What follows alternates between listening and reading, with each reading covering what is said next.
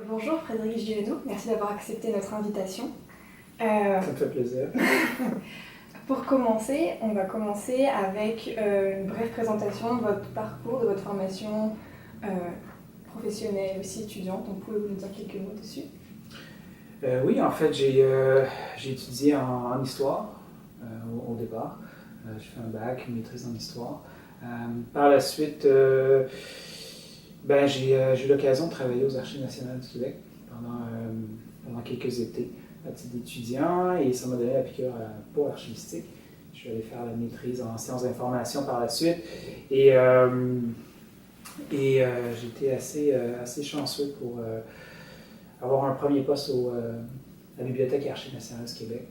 Puis de là, j'y suis passé quelques années où je me suis particulièrement intéressé à la diffusion des archives, au service de référence en archives.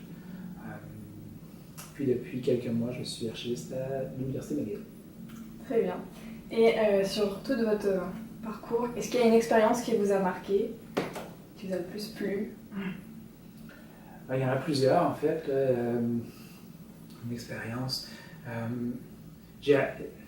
En étant au service aux usagers, en occupant un service de référence, ce qui m'a toujours trouvé le plus agréable, c'est le contact avec les usagers, avec les chercheurs, qui, suite à X nombre de discussions, nous amènent totalement ailleurs, nous fait découvrir nos archives, parce que, comme archiviste, malheureusement, on n'a que très peu de temps pour les fouiller nous-mêmes, alors c'est par le truchement d'autres personnes qu'on peut les découvrir, et ça nous amène vers d'autres projets, et c'est de fil en aiguille comme ça que j'ai pu participer à énormément de projets drôlement intéressants pour lesquels je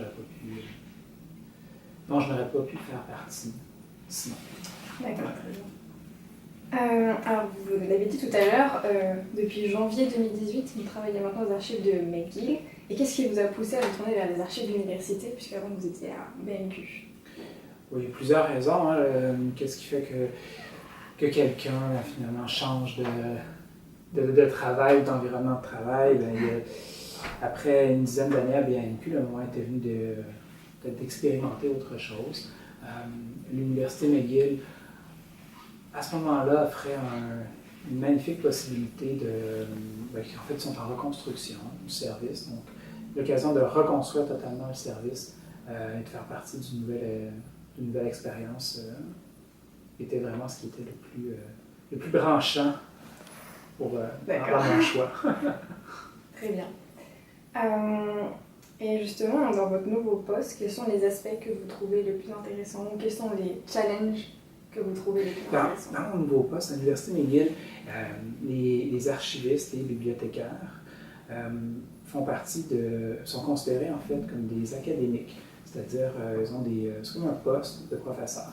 Okay. Donc, en plus du travail régulier de l'archiviste, on nous demande on nous donne des occasions de conduire de faire de la recherche et on a des budgets pour ça. Donc, c'est faire de la recherche, publier, éventuellement enseigner aussi. Donc, okay. Ces aspects-là qui étaient des aspects que j'adorais faire dans le cadre de mes fonctions à BNQ, mais qui n'étaient pas, je dirais, partie prenante de la charge de travail. Donc, de pouvoir le faire dans une université de haut niveau, vraiment intéressant. D'accord.